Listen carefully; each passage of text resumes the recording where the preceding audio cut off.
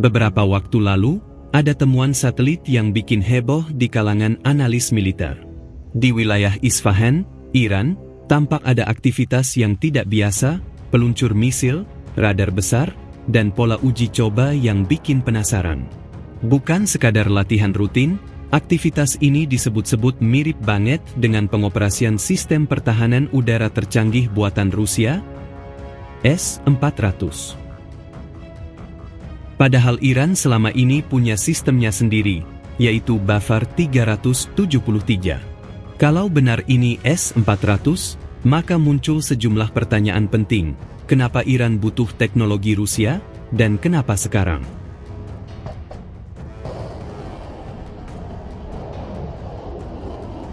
Dalam dunia geopolitik, apapun yang melibatkan sistem pertahanan udara bukan hal sepele.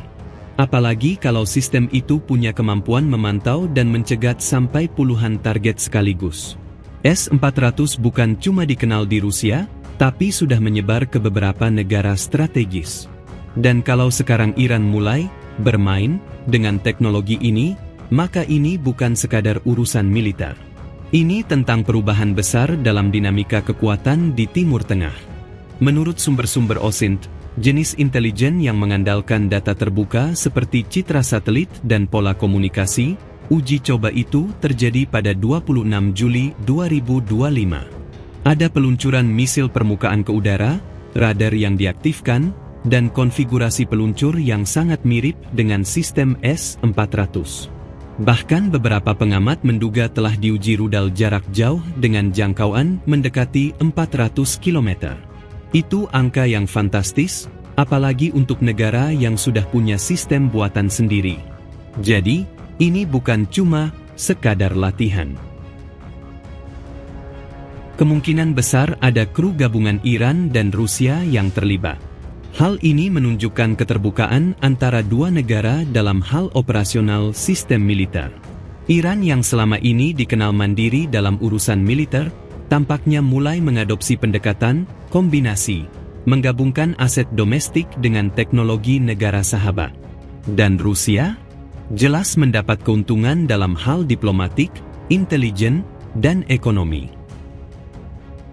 Uji coba ini bukan cuma menandakan kerjasama, tapi juga simulasi terbatas dalam konteks nyata.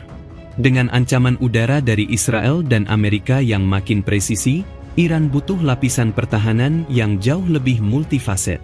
Dan S-400 bisa dibilang memenuhi kebutuhan itu. Dalam pertempuran modern, bukan cuma soal rudal, tapi soal jaringan sensor, komando terpadu, dan kemampuan mengeksekusi keputusan dalam hitungan detik.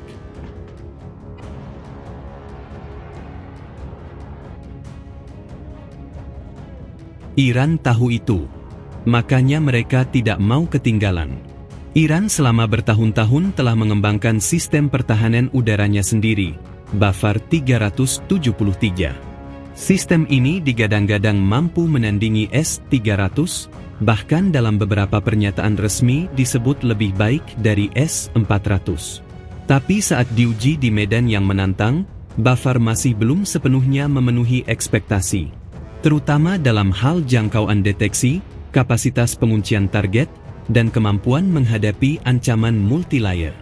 S-400 punya kemampuan deteksi hingga 80 target secara simultan, termasuk jet tempur, drone, dan rudal balistik. Ketinggian intersepsi bisa mencapai lebih dari 30 km.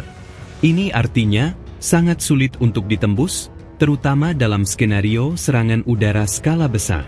Di Suriah, sistem ini sudah terbukti mampu menghambat operasi udara pihak lawan. Beberapa analis menyebut Iran tidak mengganti Bafar dengan S-400, tapi menggunakannya sebagai pelengkap. Strategi defensif Iran sekarang butuh lapisan yang kompleks, dari sistem lokal, regional, hingga global. Dan S-400 bisa menutup celah yang belum ditangani oleh sistem domestik mereka. Lebih menariknya lagi, ini bisa jadi fase transisi. Awalnya Iran mengandalkan produksi sendiri, kini mereka belajar dari negara lain untuk memperkuat doktrin militer nasional. Karena dalam dunia militer modern, Belajar dari sekutu adalah jalan menuju kemandirian yang lebih matang. Jadi, apakah uji coba ini cuma latihan biasa? Atau awal dari perubahan besar? Bisa jadi keduanya. Yang jelas, Iran menunjukkan ke dunia bahwa mereka tidak bermain di level yang sama seperti dulu. Mereka naik kelas, dengan semua konsekuensi yang datang bersamanya. Kalau kamu tertarik, kita bisa bahas versi konflik simulatifnya juga. Gimana kalau negara-negara lain bereaksi? Atau gimana skenario konflik udara bisa terjadi? Atau mau aku bantu ubah ini jadi monolog podcast yang berapi-api tapi tetap informatif?